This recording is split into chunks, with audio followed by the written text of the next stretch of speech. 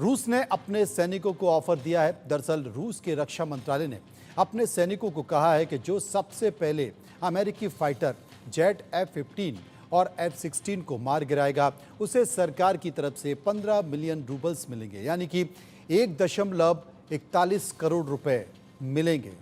रूस ने ये घोषणा इसलिए की क्योंकि अमेरिका समेत अन्य यूरोपीय देश यूक्रेन की मदद के लिए ऐसे फाइटर जेट दे रहे हैं। 16 जुलाई 2024 को रूस की एक तेल निकालने वाले यंत्रों बनाने वाली कंपनी ने ये ऑफर दिया, जो कि रूसी लड़ाका F-16 और 15 को मार गिराएगा। उसे 15 मिलियन रूबल्स दिए जाएंगे। कंपनी ने यह ऑफर अपनी तरफ से रूसी रक्षा मंत्रालय को दिया है। इस खबर की पुष्टि रूस की समाचार एजेंसी टास ने भी की है। कंपनी की deputy executive director for social work Ilya Potenin ने एक वीडियो रिलीज करके ये बात कही है। इसमें यह कहा गया है कि जो रूसी सैनिक यूक्रेन में अमेरिकी फाइटर जेट्स को मार गिराएगा उसे ये इनाम मिलेगा। ये घोषणा उस समय की गई जब कुछ रूसी सैनिकों को यूक्रेनी टैंकों को नष्ट करने के लिए सम्मानित किया जा रहा था।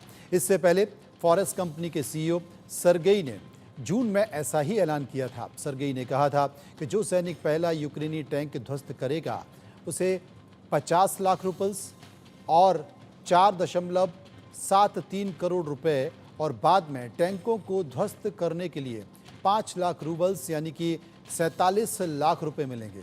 यही पैसे दिए जा रहे थे। तब फाइटर जेट को गिराने के इनाम की घोषणा कर दी गई। इस खबर पर बात करने के लिए अजय जांडाल हमारे सहयोगी मौजूद हैं, हम उनके पास चलेंगे। अजय, ये किस तरह का संकेत माना जाए इसे?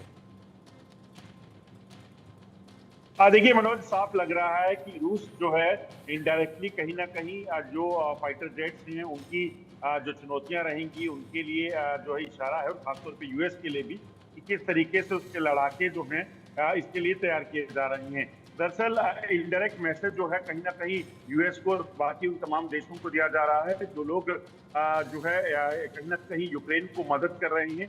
और हमने देखा है कि किस तरीके से लगातार युद्ध लगातार लंबा खिंचता जा रहा है, और इसी तरीके से जो है पहले भी उनको फैसिलिटेट किया गया था।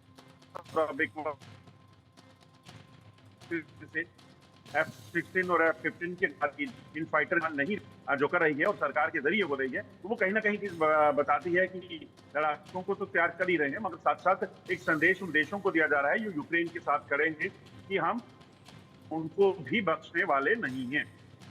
भले ही अजय, यहाँ पर नाटो के तमाम देश, क्योंकि यूक्रेन नाटो में शामिल नहीं हो पाया, बावजूद नाटो के जितने भी सदस्य देश हैं वो यूक्रेन को हर संभव मदद दे रहे हैं। जैसे कि हम ये खबर भी देख रहे हैं कि फाइटर जेट भी उनको दिए जा रहे हैं, और रूस ने भी ये संकेत दे दिया है कि आप भले ही इनको कोई भी मदद दें, क्योंकि ये जो फाइटर जेट है F-15 और F-16, कहीं ना कहीं रूस इससे डरा हुआ है, क्योंकि ये वो फाइटर जेट हैं जो रूस के तमाम टैंक को उड़ा देते हैं, बड़े खतरनाक माना जाता है। इसलिए रूस ने भी ये संकेत दे दिया है, और संकेत किसी को भी दे दिए। तो कुल मिलाकर क्या ये संकेत ऐसे लड़ाकों के लिए भी हैं, या कहें कि इसमें तमाम ऐसे लोग भी इन्वॉल्व हो जाएंगे जो इनाम को चाहते हैं, जो देश दुनिया के लिए ठीक नहीं है? F-16 और F-15 और F-16 जो फाइटर जेट्स हैं ये अपने आप में अत्याधुनिक तरीके से बनाए गए हैं। इनकी क्षमता, मारक क्षमता बहुत ज्यादा है, एक्यूरेसी बहुत ज्यादा है, ट्रेस कर पाना बेहद मुश्किल है। ऐसे में लड़ाकों को तो प्रेरित कर ही रहे हैं, क्योंकि जिस तरीके से हमने देखा कि पहले रूस और यूक्रेन की वार को अगर देखा जाए तो कहा जा रहा था कि चंद घंटों का खेल है, मगर आज देखिए 1 साल से ज्यादा होने लगा है और जंग अभी भी जारी है। और इसके पीछे की वजह नाटो कंट्रीज की सपोर्ट जो यूक्रेन को है वो है।